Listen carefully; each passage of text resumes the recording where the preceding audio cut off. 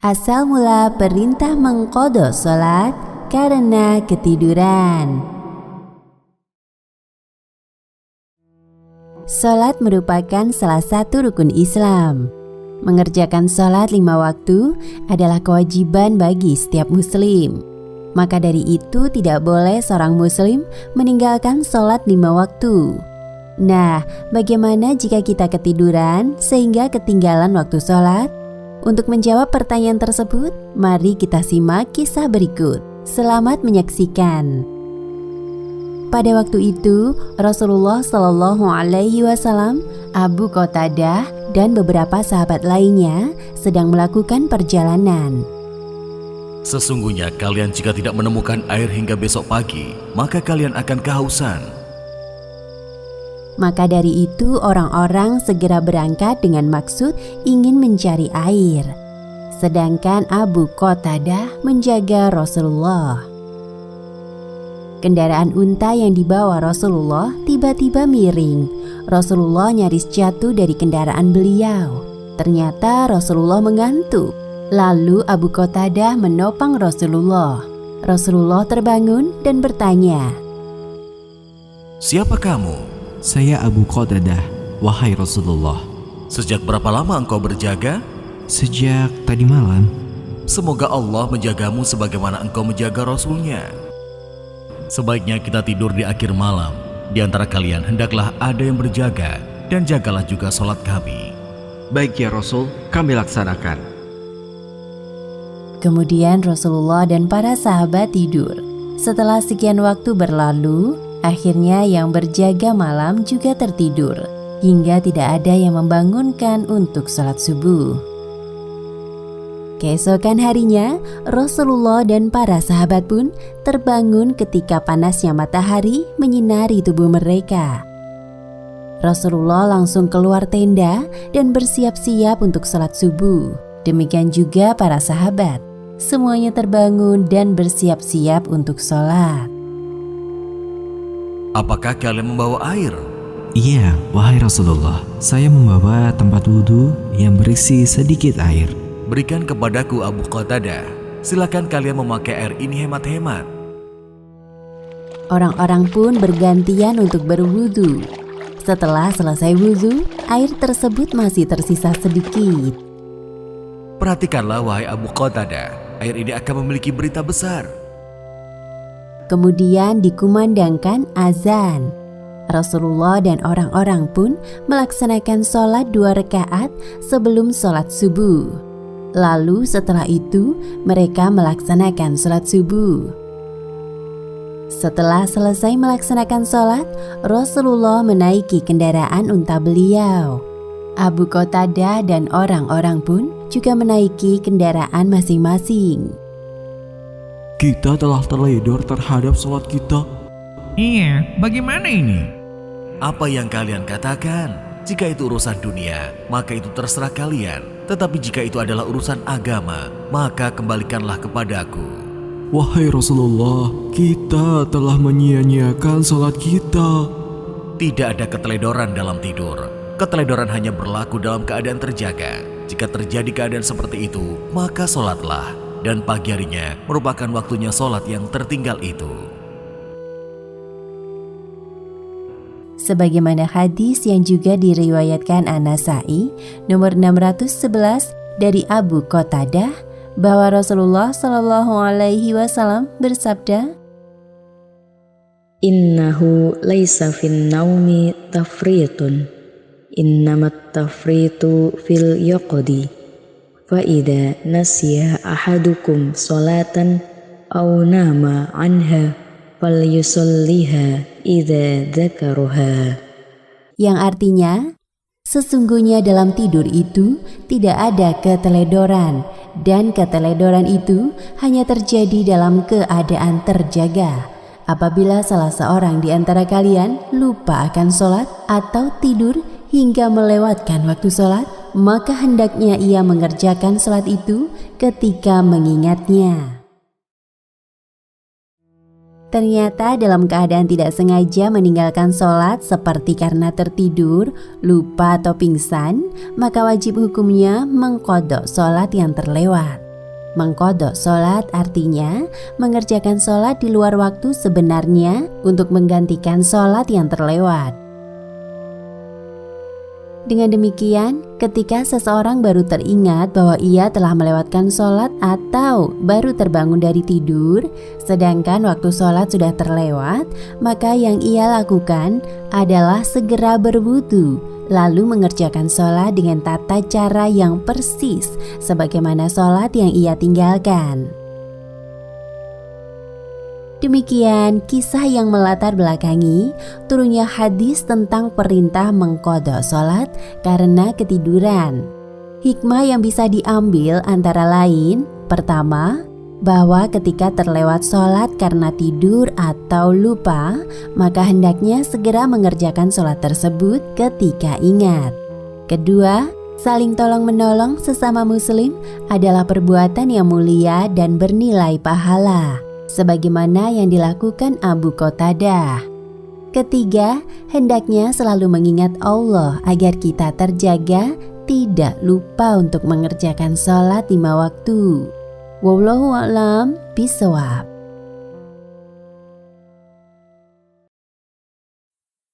Asal mula tentang adab ketika mimpi buruk.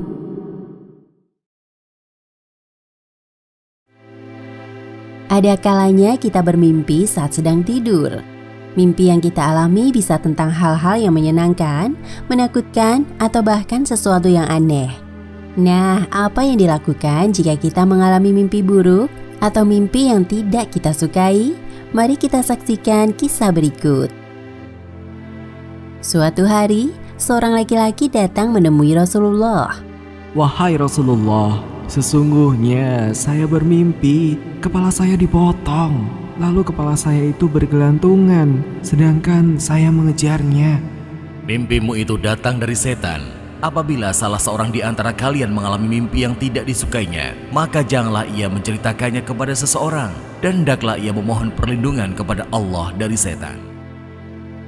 Sebagaimana juga hadis yang diriwayatkan oleh Ahmad dan Muslim dari Jabir radhiyallahu anhu, ia berkata, Rasulullah shallallahu alaihi wasallam bersabda, Idza ra'a ahadukum ar-ru'ya yakrahuma falyabsuq ay yasarihi thalasan wal yasta'id billahi minasyaitani thalasan wal yatahawwal an jambihi alladhi kana alaihi.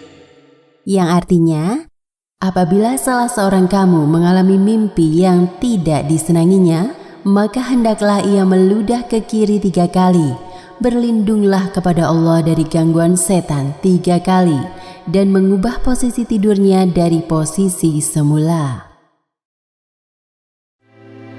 Dari kisah tadi kita menjadi tahu bahwa ketika mengalami mimpi buruk, hendaknya melakukan beberapa hal yang dianjurkan oleh Rasulullah. Pertama adalah meludah ke sebelah kiri 3 kali.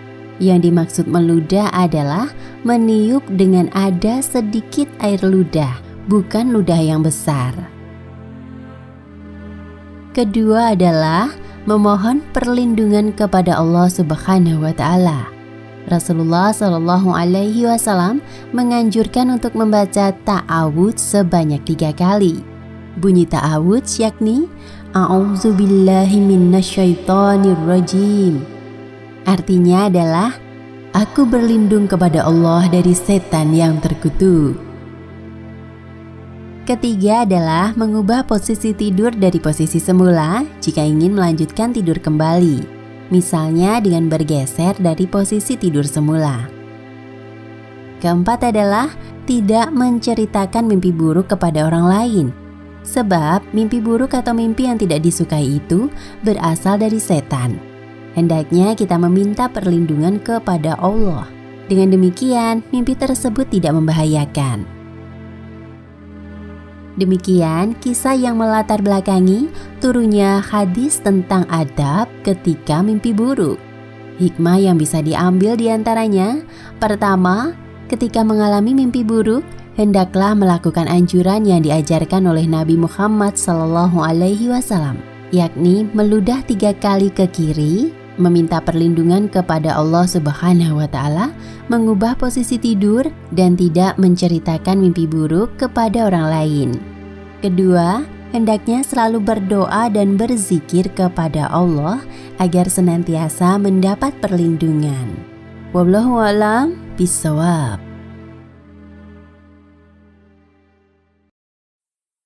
Asal mula turunnya hadis tentang adab ketika bersin. Allah memberikan nikmat kepada kita, salah satunya adalah dengan bersin. Bersin adalah mekanisme yang digunakan tubuh untuk membersihkan hidung. Bersama dengan bersin, tubuh mengeluarkan debu, partikel kecil, mikroba, dan mudorot lainnya dari sistem pernafasan. Oleh karena itu, hendaknya kita bersyukur kepada Allah atas nikmat tersebut. Seperti apa adab bersin yang dicontohkan oleh Rasulullah? Mari kita saksikan kisah berikut. Pada waktu itu, Aisyah radhiyallahu anha sedang bersama Rasulullah sallallahu alaihi wasallam. Ada seseorang yang bersin di hadapan Rasulullah. Apa yang saya katakan, wahai Rasulullah? Katakanlah, segala puji bagi Allah. Lalu, apa yang harus kami katakan kepadanya, wahai Rasulullah? Katakan kepadanya, semoga Allah merahmatimu. Saya harus menjawab apa kepada mereka, wahai Rasulullah? Katakan, semoga Allah memberi kalian petunjuk dan memperbaiki keadaan kalian. Sebagaimana hadis yang diriwayatkan oleh Al-Bukhari.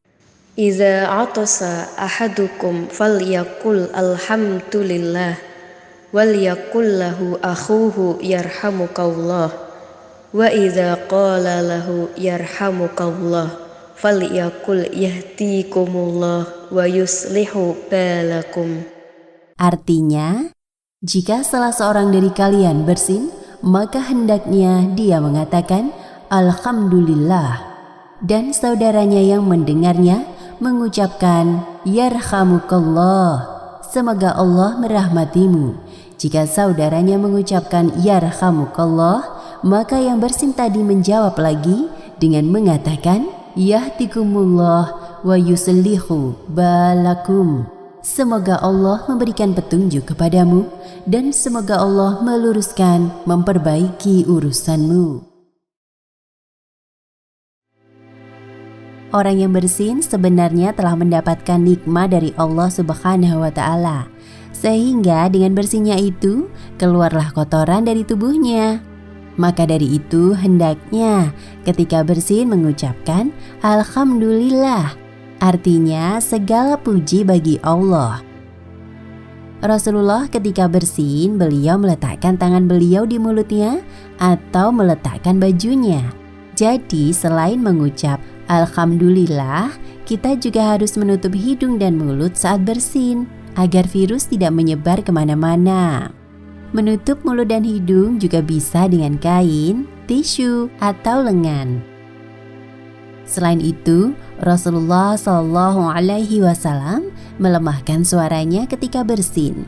Maka hendaknya kita berusaha tidak mengeraskan suara saat bersin dan tidak memalingkan kepala ke kanan atau ke kiri agar tidak mengganggu yang lain.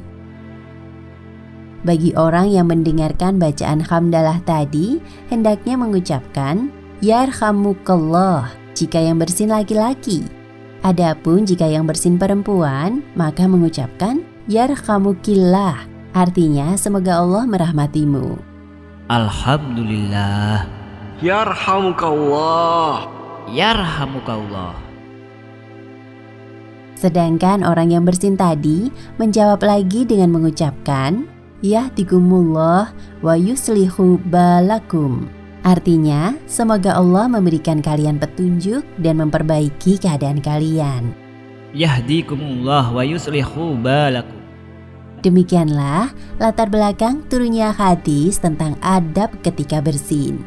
Hikmah yang bisa diambil dari kisah tadi antara lain: pertama, ketika bersin dianjurkan saling mendoakan untuk kebaikan dan memuji Allah atas segala nikmatnya. Kedua, ketika bersin, hendaknya tidak memutar leher ke kanan atau ke kiri, agar tidak mengganggu yang lain. Dan setelah bersin, hendaknya mencuci tangan dengan sabun. Wallahu a'lam bishawab.